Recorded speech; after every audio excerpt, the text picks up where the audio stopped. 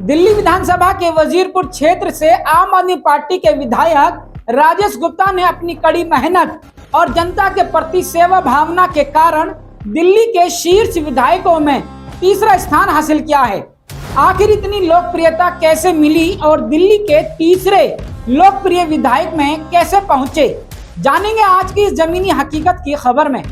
नमस्कार, आप देख रहे हैं जमीनी हकीकत हेडलाइंस लाइव न्यूज पर और मैं हूं आपके साथ मोहम्मद रफी। आज की जमीनी हकीकत की खबर में हम जानेंगे कि आप पार्टी के विधायक राजेश गुप्ता आखिर दिल्ली के 70 विधायकों में से दिल्ली के टॉप 3 विधायक में कैसे पहुंचे। सबसे पहले हमें यह समझना होगा कि हम दिल्ली के उन 70 विधायकों की बात कर रहे हैं जिन्होंने सदन में दिल्ली के बड़े से बड़े मुद्दे हों या अपनी विधानसभा के छोटे से छोटे मुद्दे हों, जिन्होंने अपनी आवाज बुलंद की है और उन्हें हल भी किया है। लेकिन कई विधायक ऐसे भी हैं जिन्होंने अपनी विधानसभा के मुद्दों पर विधानसभा में चर्चा भी नहीं की है। लेकिन हम आज की खबर में विधायक राजेश गुप्ता की लोकप्रियता और मुद्दों को उठाने वाले मजबूत नेता कैसे बने हैं, इसकी जमीनी हकीकत को समझेंगे। विधायक राजेश गुप्ता वजीरपुर विधानसभा 17 से 2 बार के विधायक हैं। लेकिन जब आप पार्टी ने इसी वजीरपुर विधानसभा से पहला चुनाव लड़ा था, तब आप पार्टी ने हार का सामना किया था और तब आप पार्टी का उम्मीदवार महाभारत का भीम का किरदार निभाने वाले परवीन थे, जिनकी खुद की लोकप्रियता पूरे भारत में रही थी और उनको देखकर लोग सेल्फी खिंचवाने के लिए उमड़ पड़ते थे, लेकिन चुनाव में अपनी जीत पक्की ना कर सके। जब 2015 का चुनाव हुआ था, तब राजेश गुप्ता ने इसी हारी हुई सीट को जीत कर दिखाया और पार्टी के अंदर एक मजबूत चेहरा स्थापित किया था। तब से लेकर आज तक वजीरपुर विधानसभा की आम जनता ने अपना जो विश्वास जमा रखा है वो अभी तक बरकरार है और इसी विश्वास के ही चलते विधायक राजेश गुप्ता पिछले 10 सालों से लगातार सड़क से लेकर सदन तक जनता की आवाज बुलंद करते आ रहे हैं।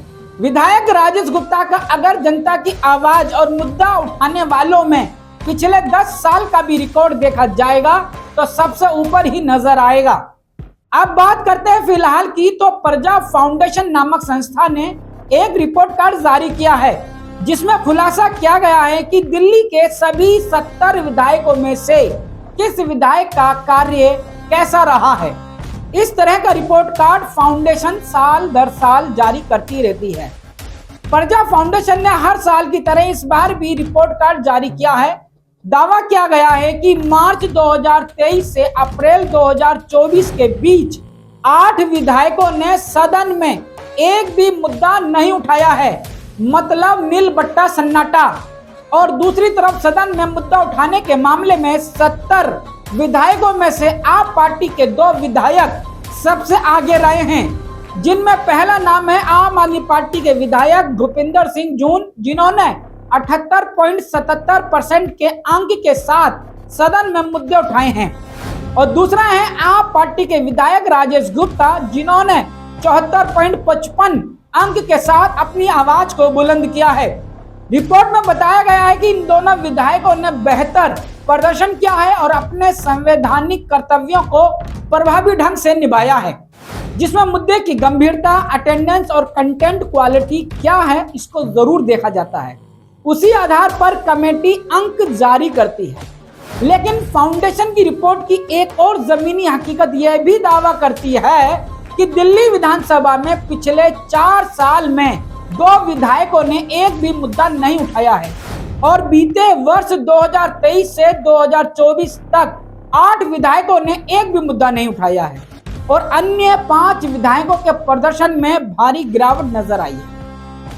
वो कौन से विधायक हैं जो सदन में आवाज उठाने से भी डरते हैं, हम इनकी भी जमीनी हकीकत आपको आने वाली खबर में जरूर दिखाएंगे।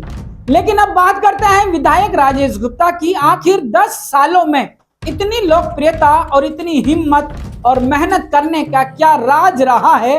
जब हमने विधायक राजेश गुप्ता से बात करी तो उन्होंने क्या बताया, आप भी सुने। सबसे पहले तो अपने नेता अरविंद केजरीवाल जी का बहुत धन्यवाद करना चाहता हूँ, क्योंकि उन्होंने मुझे मौका दिया कि मैं दिल्ली की विधानसभा में जाकर अपनी जनता के सवालों को उठा सकूं।